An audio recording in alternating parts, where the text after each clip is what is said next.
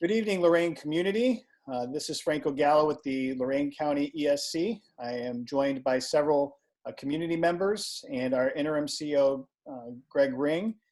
Tonight we are hosting a community forum where we are going to have 3 of our candidates for the Lorain CEO position join us with our community members to have a discussion and ask questions from the community.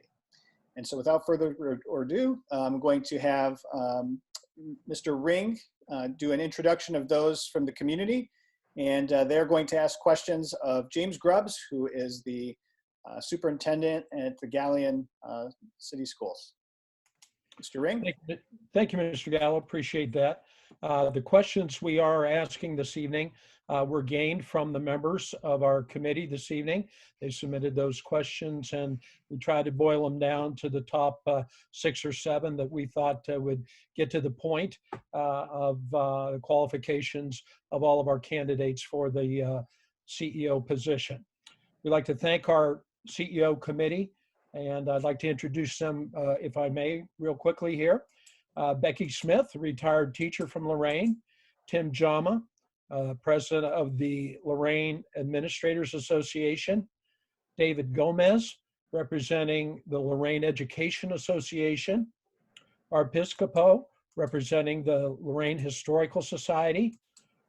Marcus Madison, representing Big Brother, Big Sisters of Lorain County. Tony Gallo, representing the Lorain County Chamber of Commerce. Victor Leandri, representing El Centro. Barbie Washington, parent, representing also It Takes a Village. Ed Oley from Mercy Hospital. Jack Bradley, mayor of Lorain. Resident Gloria Nolan, and also Jesse Tower, representing Tower Education. Thank you, Mr. Franco Gallo. No problem. Mr. Grubbs, I'm going to begin asking the questions, and feel free to give your responses. And like I said, follow-ups may occur. So just feel free to go with the flow, I would say. The first question is to tell the group about yourself and why you think you are the type of superintendent the Lorain City School District needs right now. Well, first of all, I'll repeat myself for those who were here last week. My name is Jim Grubbs. I'm current superintendent at Gallion City Schools.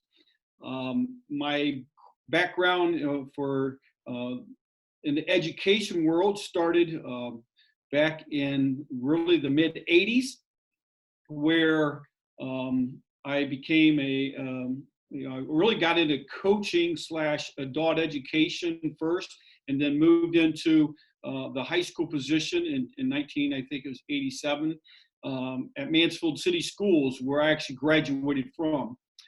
At Mansfield City Schools, I moved from that role to an assistant principal role in the late 90s to early 2000s. Early 2000s, I left Mansfield City School and went to a career center, Pioneer Career and Technology Center. Then I was there and served in many roles throughout my time there, leaving there as the business manager, where I had opportunity to oversee a $32 million project, while I was the director of operations, which is like a high school principal / maybe assistant superintendent. During that time, I was also, was involved with High Schools at Work, which is a national initiative, and we've done very well. In fact, we were honored at one of the national conferences. From there, I was able to secure the position as superintendent of Gallion City Schools. I think to go further into why Lorain and some things that I think that make me a good quality candidate for you is one, my background all the way back from when I was a kid, where I attended 7 different elementary schools in my local community of Mansfield. I was very poor, in fact, shined shoes as a 3rd and 4th grader, 5th grader, deliver newspapers, just whatever I could do to have enough money to either buy lunch so I wasn't being made fun of, or to buy clothing that wasn't made by my mom, and to try to look normal as I could around other kids. In high school, I explained the last time, I actually, in my junior year, got frustrated, mainly at a guidance counselor who basically told me I wasn't smart enough to be in a certain class. And then I actually left school for a time. And that frustration, kind of also drives me today. When I finally made it back to school and then ended up back in Mansfield because I left and came back. When I got back to Mansfield, I finally got to where I wanted to go, it was machine shop. And when I was in the machine trades program, I actually became really close with my teacher. And again, reinforces another reason why I'm at today. And that relationship grown to the point where I asked him, what did it take to become a teacher like him? And he said, well, you need 7 years in a career field and you can walk back into this trade. So 7 years later, basically to the day, I walked back into Mansfield City Schools as a shop teacher with no true educational background at that time. And I ended up then, shortly after being hired, in a conversation with a social studies teacher who said that career tech teachers didn't deserve to be what they were being paid. And I said, really? I took a $20,000 pay cut to come from business and industry to come back to be an educator. I said, I'm pretty sure I deserve to be paid what I'm being paid. But I said, I'll tell you what, I said, anyone can get a bachelor's degree. And so 4.5 years later, working full time, raising 3 new children that had been born in that period of time and coaching 2 sports, I walked across the stage at Ohio State with my bachelor's degree. And so my whole goal then from that point was to go ahead and if I was going to make a difference, I need to become a leader within the district or within our buildings and make sure that no other kid was told that they can't do something or they won't be successful because of a career path they're choosing, or to try to change teachers' attitudes and beliefs about sometimes with a certain kid just because they're a troubled kid. Like I was in 9th grade, I got kicked out 9 times just because of that. But then on the other side of it, I also wanted to find a way, how are we going to recruit more teachers like the ones who put their arm around me and said, hey, you can come and have my position in 7 years, or like Doug Castle of the world who, make that difference in my life, or the football coach who called me and said, get your butt back in school. So we know there's lots of good quality people out there, but we also have to change that attitude of the few that have that negative view of that troubled kid. And so that's me in a nutshell. I'm career tech driven in many ways because I do know one thing for sure, that if you look at data, that 70% of the jobs in our country do not require a 4-year degree. And we need more kids exploring career technical education options, but also being ready in case they decide they don't like that option to continue to go on to college. So we have to make sure that career readiness is exactly what it means. Career and college ready. All right. That's kind of me in a nutshell. Okay. James, you've been at the at Galligan for 5 years as superintendent. That's correct. What would you consider your most significant accomplishment over that 5-year period of time? Can I give you 2? Sure. So the first one I'm going to start out with is more employee related, and that's why I'm asking for 2. When I first got here, they had just settled a contract shortly before I got here. That contract was a 2-year contract that took them 15 months to settle. They were walking up and down 598, which is a state route that runs right in front of our school. The staff was walking up and down the road with solidarity signs. They weren't necessarily picketing, but solidarity signs. And they were yelling at the employees were yelling at each other, get out of the buildings at the end of your contractual day. It was just an ugly sight with the administration and the teaching staff. And I referred to as there was a wall. So we're a campus where we're at here, and I have 4 buildings on the campus, 5 counting central office, and there just was like this wall. And I wasn't in my office weeks, and I called a meeting of the entire central office staff and said, we need to change the environment here. And they're like, what are you talking about? I said, I overhear, because I actually moved my office to a smallest office in our big office complex so I could have the opportunity to hear 90% of the conversations happening in our office. I had a big luxury office, and I'm like, I don't need that. And what I was hearing is when the school would call, whether they're calling payroll, whether they're calling the EMIS coordinator, whether they're calling the special needs secretary, that was almost nasty on the phone. And we had to change our environment to we're service oriented. And so when we started doing all that and started working with the union and building better relationships, we had to go into negotiations less than 8 months from the time I arrived here. And then 8 months later, we settled 2 contracts, both with OPSI and the GEA. GEA is their teachers union. And it took us less than 3 days for both of them. Each one took 3 days each. 3 years later, we did the exact same thing, and we did it in 3 days. But all that's because of building relationships with your folks, and which is the most critical thing we do. And so that's, I think, one of the biggest accomplishments. Then go back to, I'll call it more the kids side, or at the educational side, with, we put in it's called GECA, Galleon Early College Academy. So one of the things I truly believe in, if we want to change the landscape of our community, we have to make equitable access, not necessarily equal access, equitable access for everybody. And our poor kids don't have a car to drive to our community college. And if they do have the car, they may not even have the resources, the funds to pay for fuel, et cetera.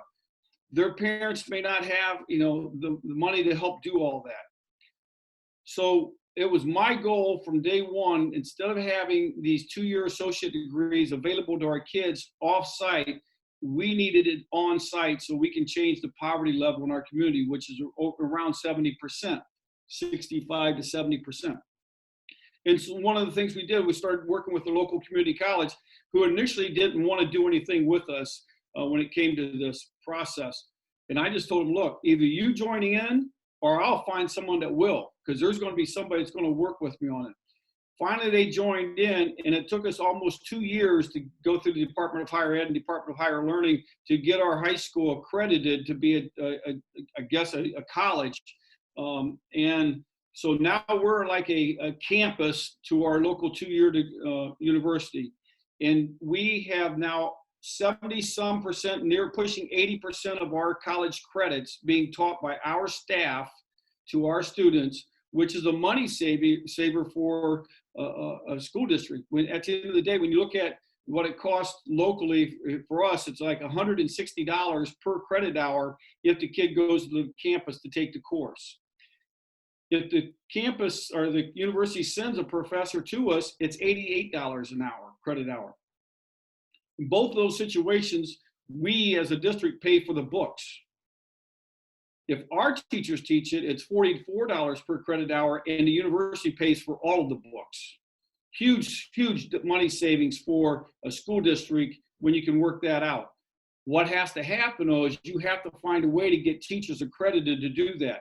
And so our hiring practices are all designed around hiring people that either have the accreditation, the ability to do that by having a master's degree in content area, or having a master's degree plus 18 hours in the content area, or willing to go do it. And we can get them a 2-year kind of a limit to be able to get it done. They have to get it done within 2 years. Otherwise, the university won't work with us.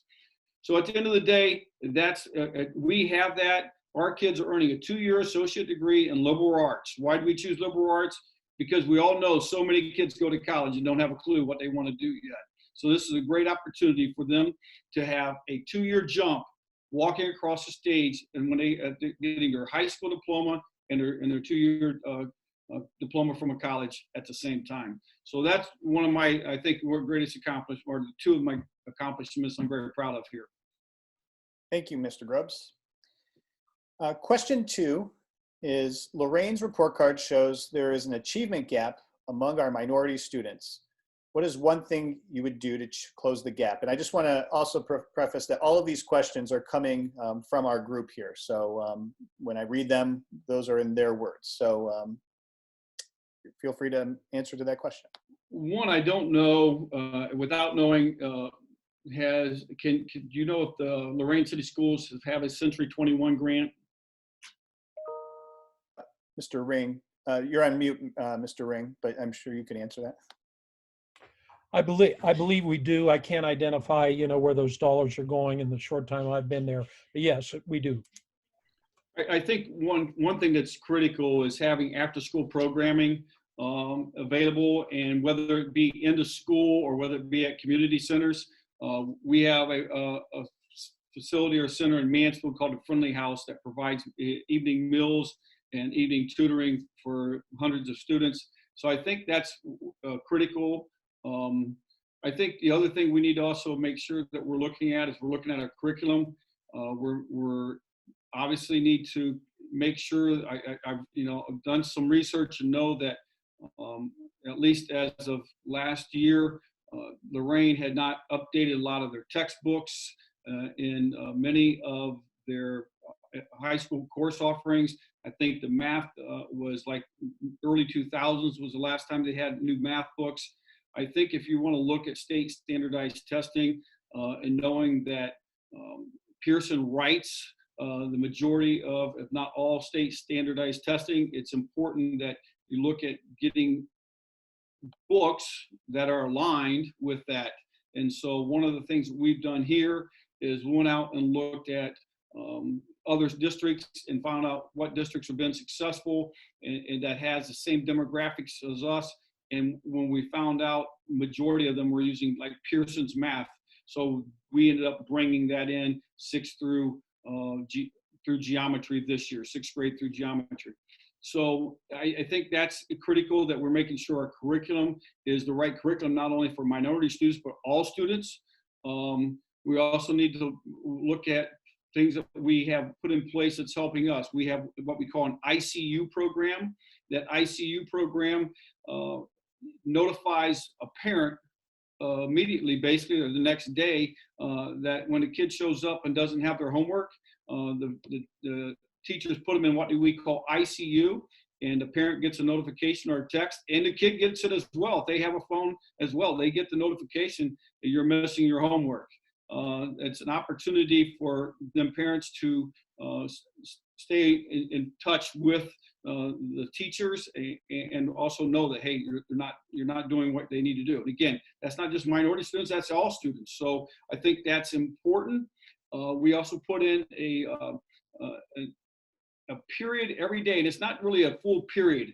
It's an academic assist program. So in the middle, at the end of our day, if you have all your homework done, you don't have a D or an F on your grade card, those students get to leave a little bit early. All the other folks who have a D or an F or in their grades or current grade, they have to stay back for academic assist, and they're sent to a specific teacher that would be helping them with whatever area they're failing or whatever area that they don't have homework done.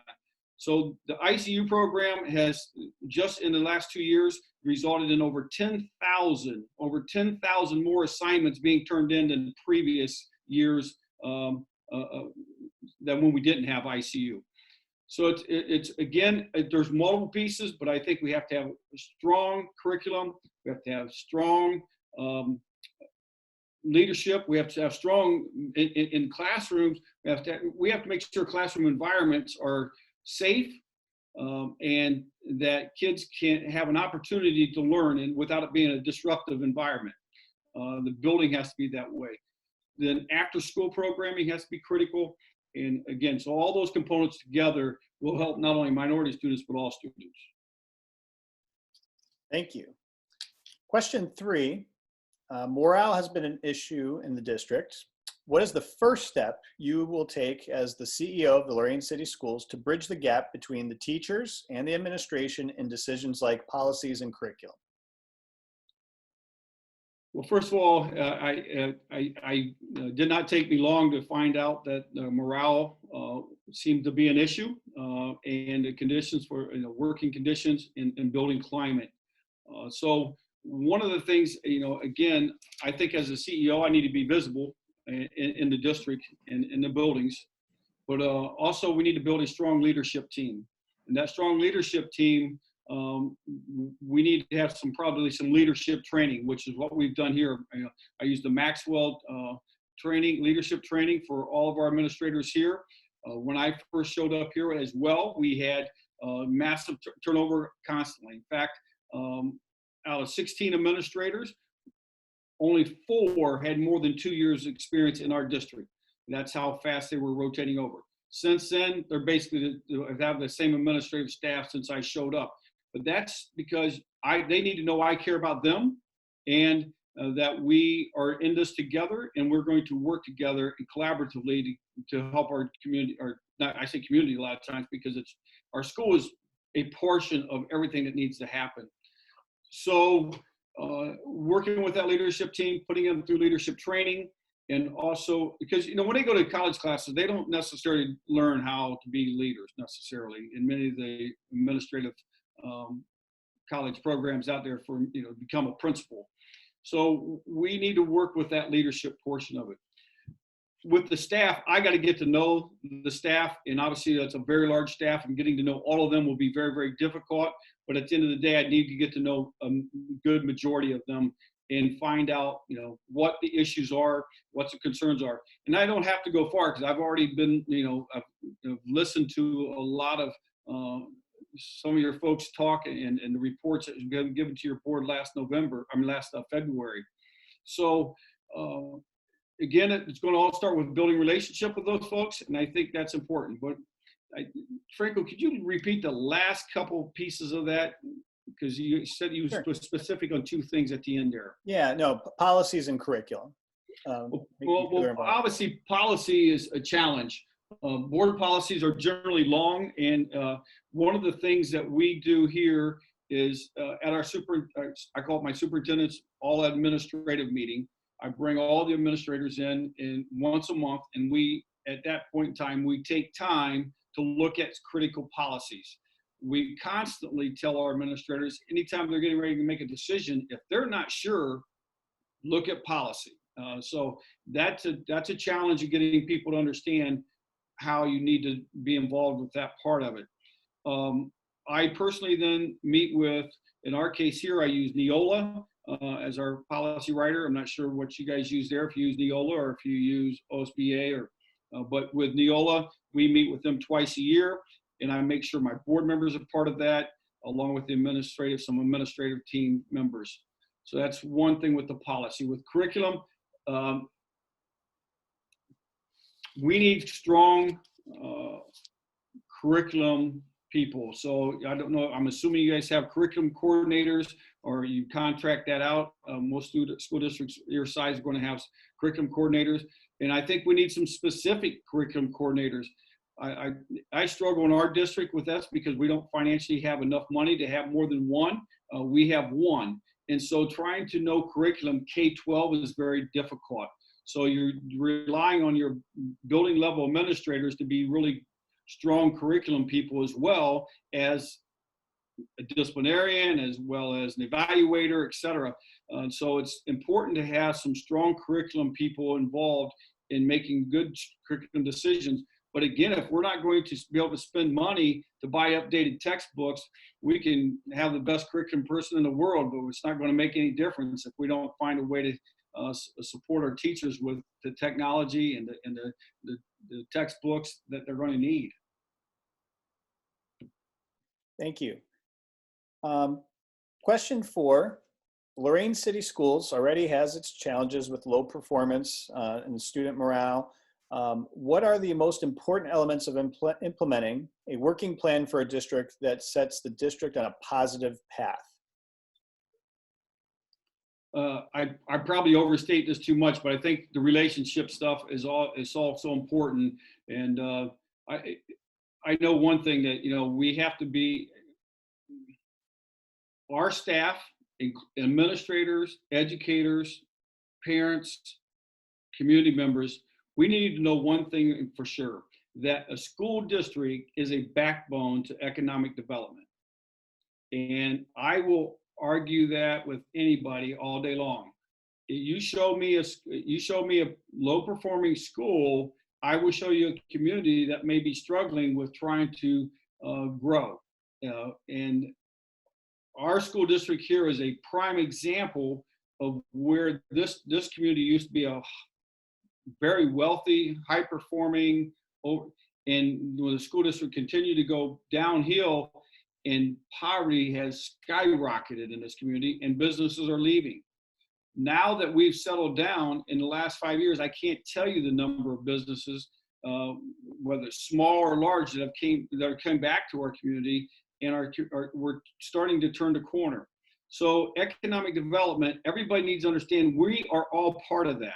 And once we start working together to improve test scores, improve the overall, whether it's attendance, the less discipline issues, all those things that we need to improve together, we will continue to struggle as a community, and Lorain would continue to struggle as a community if we don't get the school where it needs to go. And we can do that, but it's a lot of relationship building and trust. We have to be transparent. We have to make sure that we all are in this together, and we need to support our teachers. Again, I keep going back to, hard to believe, no math books in 17 years. So we need to get that settled and do a better job of finding ways to support that. We also know that there is a lot of mental issues that are happening. Our kids are going through a lot, and we need the supports for that as well. And we got to find ways to continue to fund that. I know that every school district received some monies this year. Unfortunately, now we're facing COVID-19 cuts. Who knows what's going to happen with that? But at the end of the day, we're going to have to find ways to save money for Lorain to be able to pay for some of the things that's definitely needed. Thank you. Question number 5 is Franco, could I ask a question real quick? Yeah. Just a quick matter of reference. Galleon schools. What's the size of Galleon schools, and what is the percentage minority breakdown? So good question. But although we're nowhere near the size of Lorain, we are only at about. We're responsible for a little over 2,000 students, 1,800 basically on campus. Minority, we have a small minority of about 6%. Now, with that said, socioeconomic, drug issues, etc., we have a lot of the same issues that any larger inner cities or city schools would have. That doesn't mean that you can't be successful. And coming from, I used Mansfield. I've watched Stan Jefferson, who is the new superintendent over there, really turned a corner there. And one of the things he had to do is build that community relations, and that's one of the things that I think Stan, if anyone would do any research on me that knows Stan Jefferson, he would tell you that I'm that type of guy because I've lived in poverty. I've grown up there. I've learned how to, put myself in any community, any organization, within any group, and I can be respected. And so that's a good question. But again, we're racially, our makeup would not be anything like Lorain.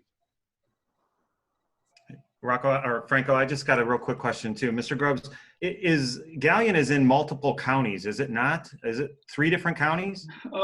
It does touch Richland County. We have, it's really weird how it's laid out. We have Morrow County, and then, but those are the main, the 3. So it's Crawford, Morrow, Richland. We have very little Morrow and really very few students out of Richland, but it does cover all 3 counties. So you're really not dealing with like 3 different sets of county commissioners or businesses that are in each of these counties that are sending students to the schools? Well, that's a yes and no. Obviously, I'm on the, it's called the Crawford Partnership, which is an economic development basically group.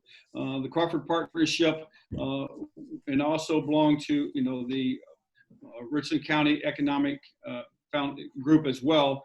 And with that, the Richland County is kind of combined with Ashland County, and then Crawford is on their own.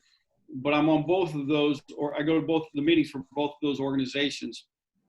I'm actually on the board for the one in Crawford County.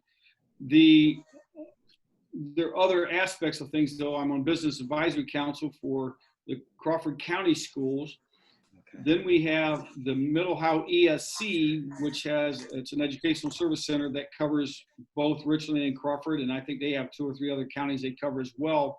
So I'm kind of in partnership with a lot of them, and I'm on the Gallion Chamber, and I think the chamber is critical for a school board, our school superintendent to be part of, because again, I keep talking about how it's connected to economic development.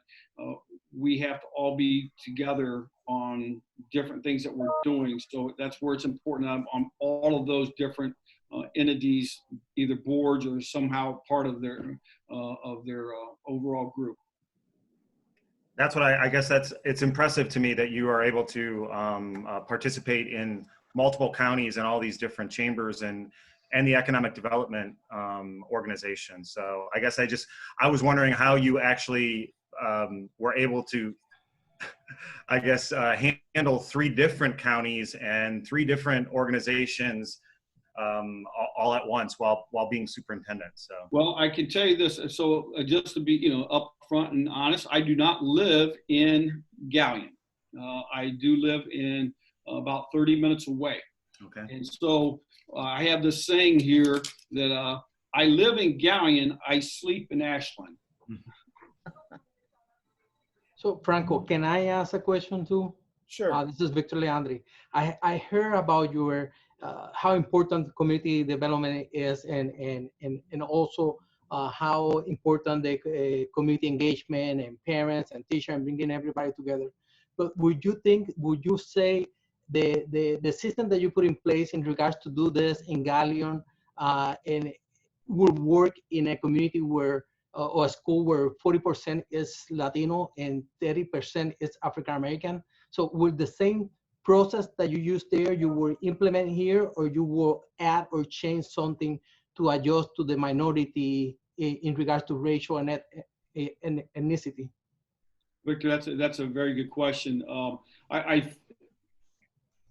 think a lot of the things I have done here would work in any community. I think there's also other pieces and other things I would have to find ways to. Obviously I looked at the Latino and the African American population, and the Latino population would be new to me because I've not been in a community where there's a large number of Latinos, other than in Mansfield, where there's not. It's more African American and not Latinos. So I would have some learning curves there to find where is it within those communities are there's those entities that we can come together and meet. One thing I know about no matter which race you would be talking about, parents want to, many times they don't want to meet on our property, meaning our school. So we need to get out and hear them. So little things that I do here in our community that are, I'll call different. I tend to go to McDonald's. I use this as my example a lot. And I don't stay long, 10 minutes, almost on a daily basis, just to hear those conversations that is happening around the tables. And you hear a lot of negativity about schools, and it gives you an opportunity to really go and sit and talk with folks to get a different, so you can hear them and they know that you're listening. And so I've been told this by a 70-year-old gentleman in our community. He goes, I've lived here 70 years. I knew the name of every superintendent in our district. I can't tell you I know the face of any of them, but I know you. That's because I'm out and about. So I think that needs to be important, whether or not I'm in an African-American neighborhood, a Latino, make any difference. Thanks. Okay. I'm sorry, I have a follow-up. I'm pushing all the wrong buttons. Sure, not a problem. Thank you. that I believe you were targeting more the community with your last reply. I would like to know, do you have any experience with ELs, English learners, as far as school goes, and being a superintendent or a leader in a district? So I have very little, but I do have 2 kids here currently. And fortunately, my psychologist that we have, or a psychologist assistant we have, I was able to assign her to help with the 2 that we have here currently. And so on a large scale, no, to be honest, and but a small scale, yes, and knowing that it has been difficult for them, it's been difficult for our staff. I feel we would need to make sure we have a very strong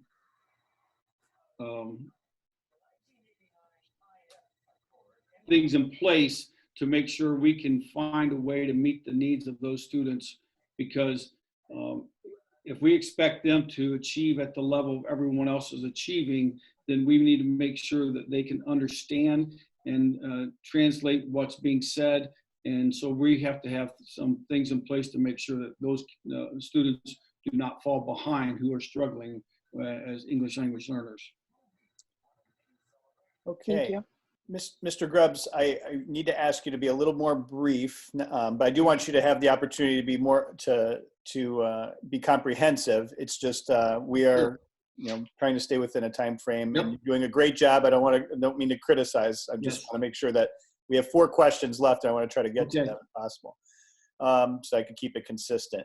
Number 5 is establishing community partnerships has been difficult due to the lack of continuity in the district and building leadership.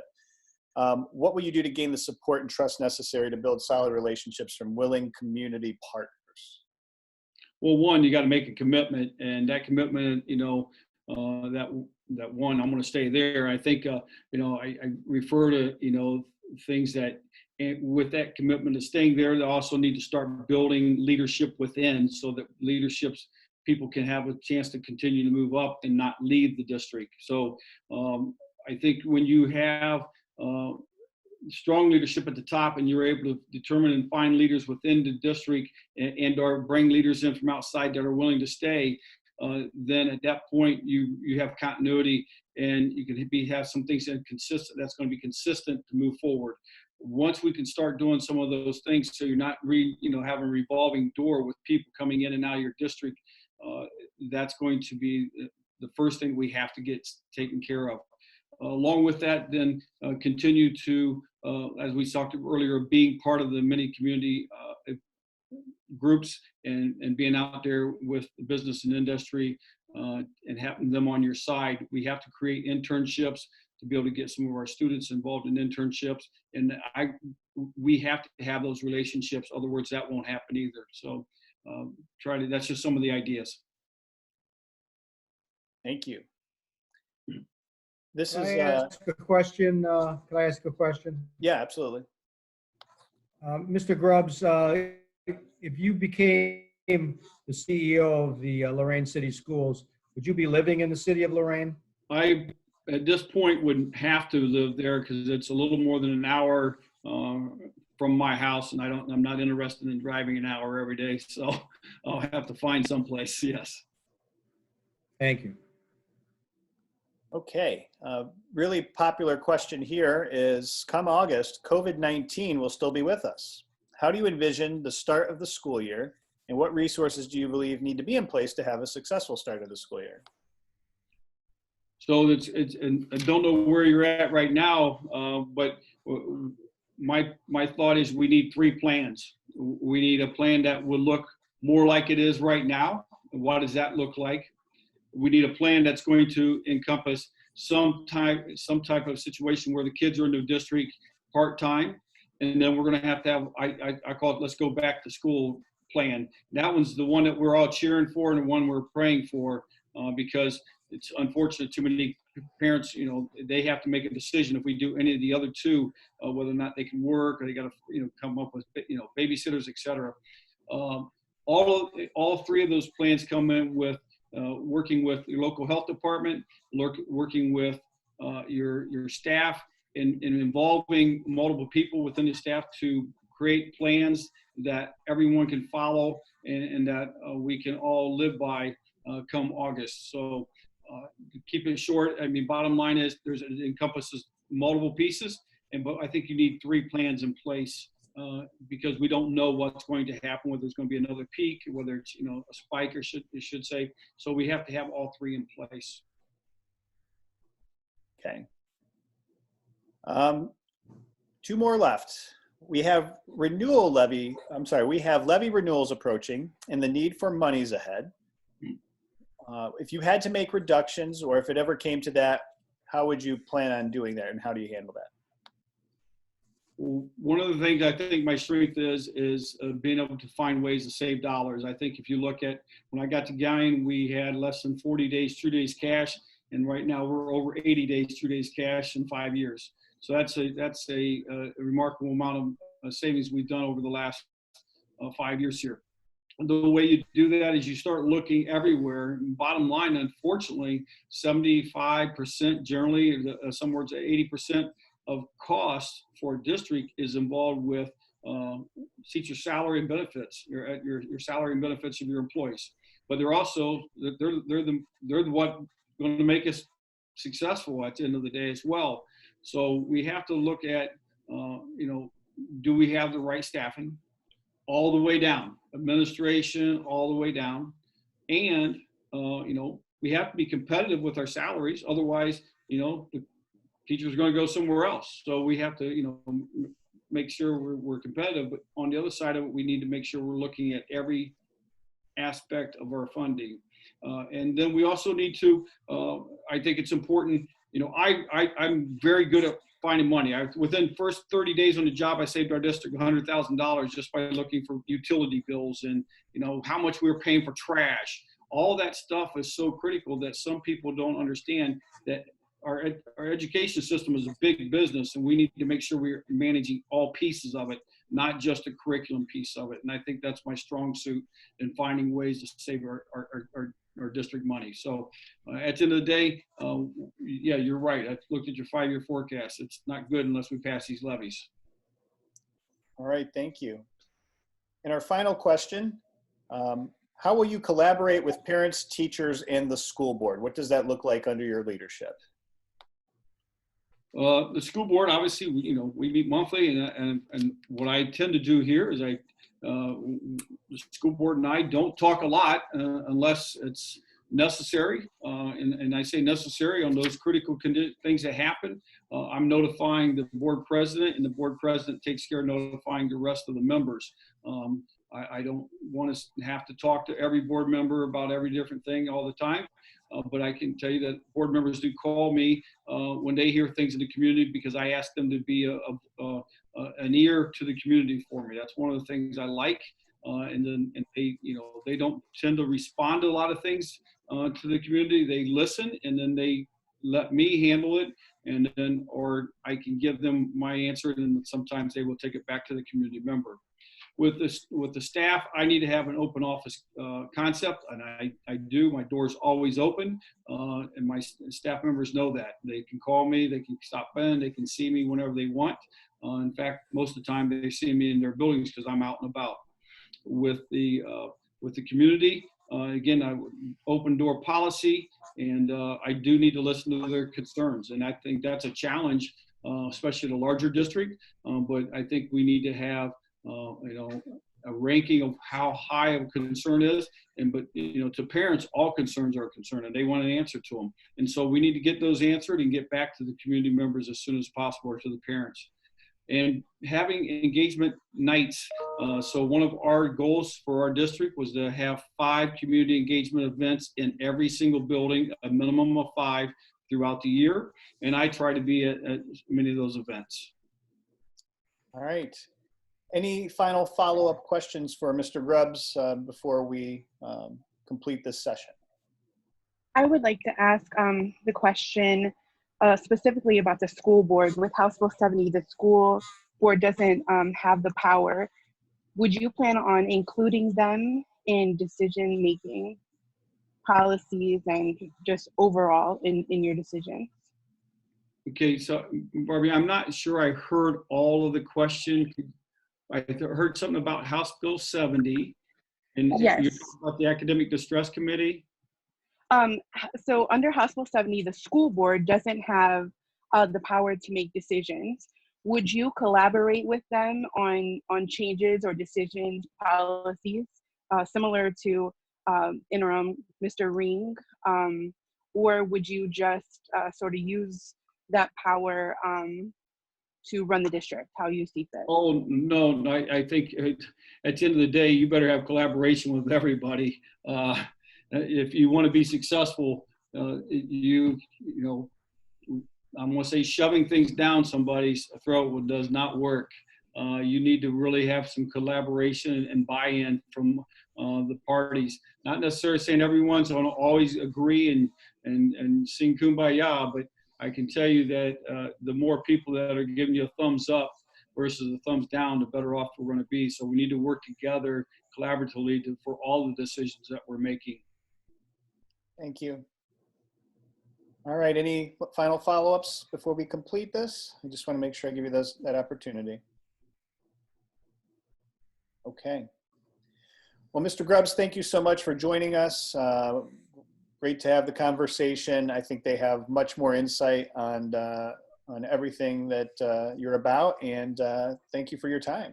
Well, thank you, and so I'll see you tomorrow night, I think, right, Franco? Correct. Same time? Yep, yep. Well, everything's all situated. Everything's the same. Yep. Sounds great. Thank you, and I look forward to talk to you tomorrow. Thanks again. All right, thank you, everyone.